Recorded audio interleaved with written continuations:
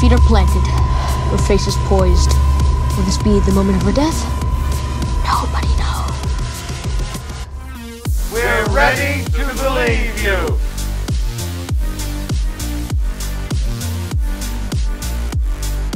Alright, we're back with another episode of Ready to Believe. I'm Jamie Pale Rider.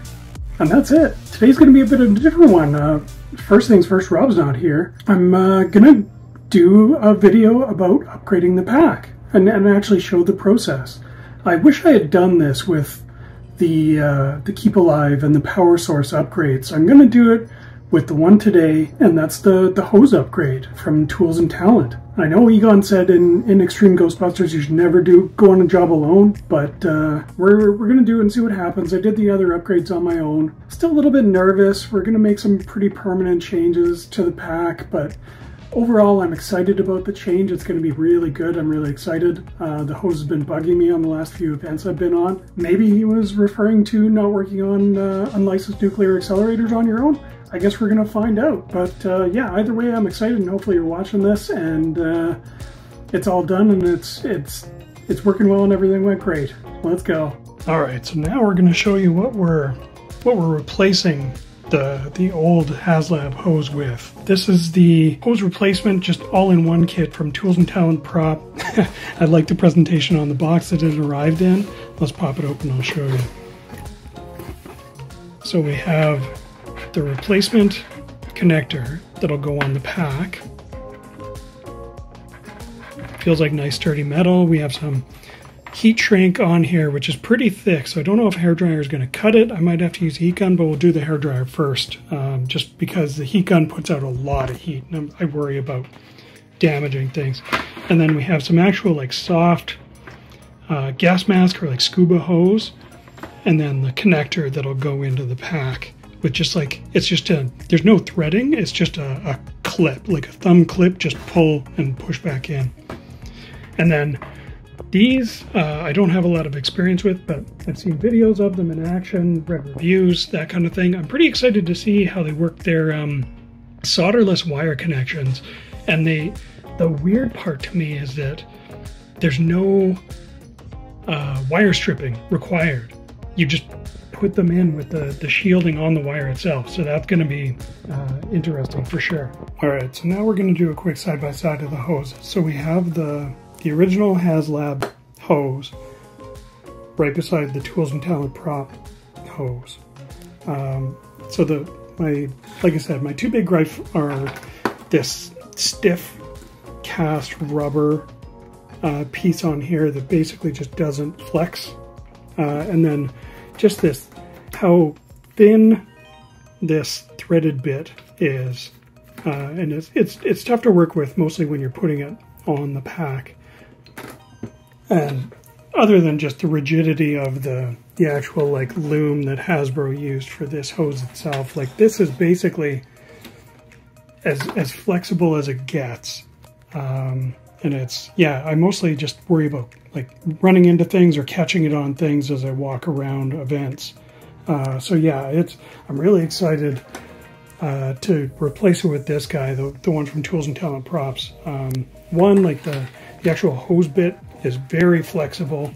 The loom itself is really flexible too. Much more flexible, kind of softer. I don't know if it's just like the higher quality loom. Like even as I do this, you can see like just the mayhem and comedy this hose is causing. Like it's got a mind of its own and it wants to go everywhere. Where this is so much more flexible. I'm excited to use it. All right, so here's one of the parts we're going to be replacing today. It's this guy here. Basically the connection that the hose connects to. And it's causing one of my gripes from getting the pack out and going to events. One, it's plastic, and the threads you can see are already starting to get kind of chewed up. And I've already had an issue where it didn't make a good connection and was not powering up properly because the connection was bad. The other one is just mostly the thickness on this. Like it's pretty thin if you look at it. So we're gonna connect it here, and it's kind of difficult to actually screw into place and get that actual solid connection on. I feel like half the time I'm cross-threading it and you can't really tell.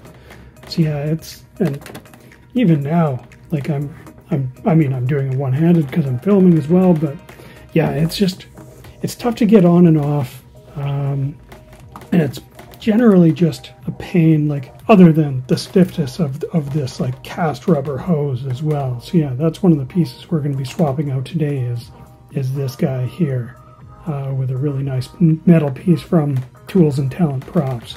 All right, here we go. So following along with a video how-to from Gregor85 on YouTube of the NorCal Ghostbusters, and with the Tools and Talent tutorial doc up, we're getting started finally. We're making the first changes. So just with an Allen key, just pulling out the bolts that are holding in the old connector that we will be swapping out.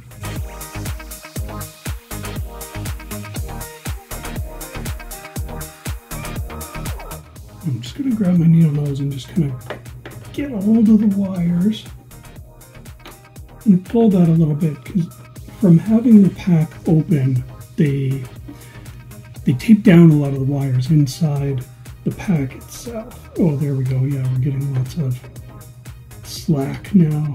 Okay, so next up is going to be our first kind of nerve-wracking section here, as we're actually going in and cutting off the wires from the old connector. So I've just got some like really small clippers here, and I'm just gonna try and clip this off as close to the end as possible on the connector side, just so we have as much kind of extra wire as possible to work with. Oh, I see, they glued these wires together. So there's one, there's two. So that's the old connector. Okay, so the next bit, we'll just be tucking everything back inside there, and you can see the solderless connector goes right back in there really nicely.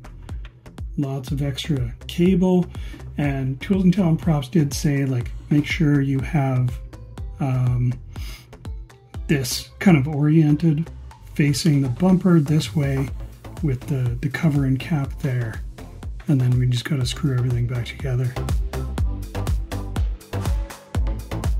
All right, so we're all done that piece. A little bit nerve-wracking because the screws don't go exactly straight in. Tools and Talent Props does kind of forewarn you that they do go in at a bit of an angle, but it's on there, nice and solid. It has like this rubber kind of bumper between the pack and the connector. It's got a nice cap for when you're moving the pack around or storing it, so that's really nice. Yeah, I'm really happy with this. Yeah, it looks great. All right, so here's another nerve-wracking part that we're coming to here, because it involves a decent amount of cutting. Basically, this whole hose is going away except for this rail piece that goes into the end of the wand and this bit here. So we're gonna cut this loom and expose the wires, and then pull enough wire out to give us some slack, and then cut the wires. So yeah, this is gonna be a little nerve-wracking. I'm not really looking forward to this, but yeah, thankfully there's good tutorials on YouTube, and Tools and Talent Props has put together a good tutorial as well. Alright, so there we can see the actual wires. So we're going to pull a bunch out. You can already see it's kind of bundled up a little bit in there. There's that comical hose that I am excited to be rid of.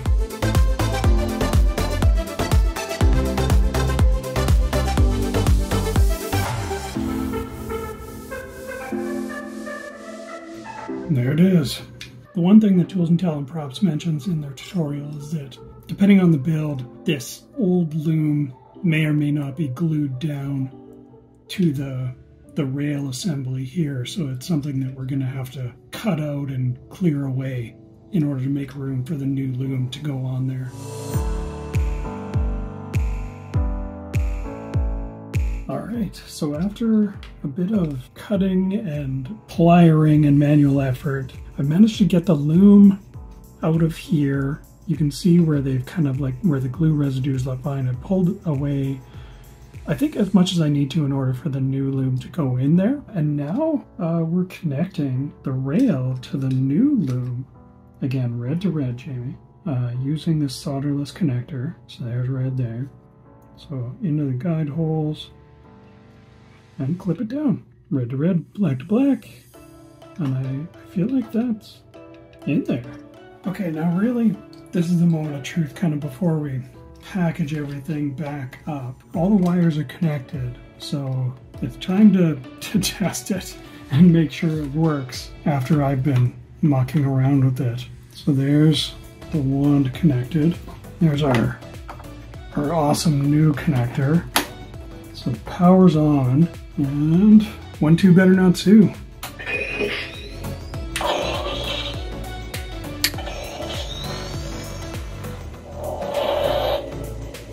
It's alive. Everything's working. Flux capacitor is fluxing. Wow, that's a huge relief. Because yeah, there was like no behind the scenes testing to make sure this wasn't just, you know, a video of, you know, a pack not firing up and then random sobbing in the background. Yeah, it works. So one thing that I'm doing now is I've got the new hose connected, and I'm just, before I fully put the loom back onto the rail, I'm kind of fussing with it a bit just to see, like in Gregor's video they mentioned, you know, making sure you're going with like the natural bend of the loom and that kind of thing, and I thought that was a really good tip, so I'm gonna take some time to do that now before I really button everything up. Okay, so the next bit that Tools and Talent recommended was getting your loom lined up properly, like rotationally on the rail thing, and then kind of marking with pencil on some painter's tape where it lines up in preparation for super gluing it onto the rail itself. So that's what I'm doing. I did a bunch of messing around, like just fitting it both like with the wand out, with it holstered, where's the hose going, what's it doing. It's super flexible, so like when it's holstered, it's so nice. And mostly I was just making sure that it's not twisted when I'm holding the wand, like when I've taken it off the V-hook on the pack. So yeah, next up is super glue. Okay, so quick update. We had a mishap while I was attaching the new loom to the rail assembly. I was pushing the loom on as hard as I could, and like to get it really on there, I was hanging onto the rail and I was kind of twisting it a little bit just to like really work it on there. When I twisted this bit, I heard a snap, and this part came loose and just started rotating freely to show me that this whole assembly here before the loom starts is three pieces: the rail, the spinny thready bit, and then this. So this part goes up into the turny bit and attaches to here, and the adhesive that was used to assemble it originally just gave way. So I had to basically re-glue this part and this part together while making sure that this still rotates freely so I can still thread it into the wand. So yeah, just if anybody does actually watch this looking to do the same thing, be very careful. Do not twist this rail bit when you're attaching the loom. Just push it straight on. All right, so the next step, really the final step, is basically heating up this heat shrink that was provided by Tools and Talent, just so it covers up this plastic bit here, but not this bit. We still want this bit to rotate freely, obviously. So we're gonna slide it over here, and then I'm gonna use a hair dryer as opposed to a heat gun, just because I've never used this kind of heat shrink before. It's pretty thick too, which is nice. So I'm not worried about the durability of it, but I want to use a hair dryer instead of a heat gun, because the heat gun I have kicks out a ton of heat. It's really, really hot, and I want to take it slow, at least for the first little bit until I get a feel for it. So I'm going to use just a regular old hair dryer. Okay, so here it is, pretty much done. Like the heat shrink is shrunk all the way down, so it's fitting over the loom and then the first kind of connection piece of this rail. I'm not 100% happy with the job that I did, but I don't think it's going to go anywhere. I did end up having to switch to my actual heat gun as opposed to a hairdryer. The hairdryer it was moving at such a slow rate. Unfortunately, the heat gun moved along fairly quickly, which is why it's probably not as good of a job as I would like, because it does move, like I said before, it kicks out a lot of heat, and the heat shrink then shrinks down fairly rapidly. So like it's on there. I would be a little bit happier if it was more snug up to the top, closer to the kind of where you thread it on, but it's not bad.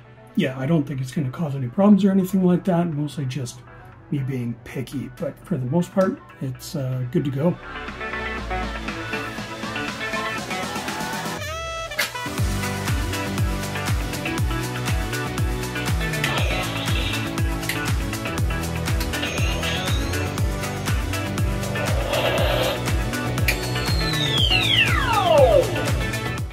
So that's a wrap on the hose upgrade from Tools and Talent Props on Etsy. I wouldn't say it's as easy as I was expecting. I think I might have been a little bit spoiled with the Keep Alive and the power source swap, because that was all just plug and play really. There was no cutting or anything like that. So I definitely learned some things. There's some things that I wish I could have pulled off a little bit better.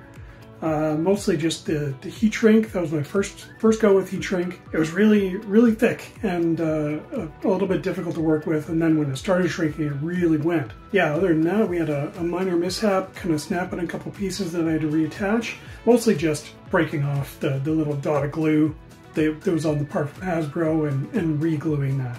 I hope you enjoyed it. This is my first kind of build video like this, so let us know if this is something you're interested in seeing more of.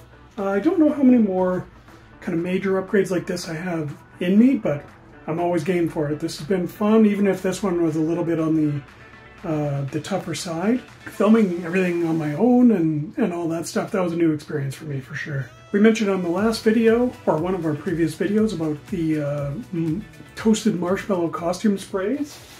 So that is still a thing. If you're interested, shoot us an email at generationxtremepodcast@gmail.com. The email address is in the description of the video, and we can put you in the right direction, mostly just to Kristine Shaw. As always, I'm Jamie Pale Ryder, and we're ready to believe you.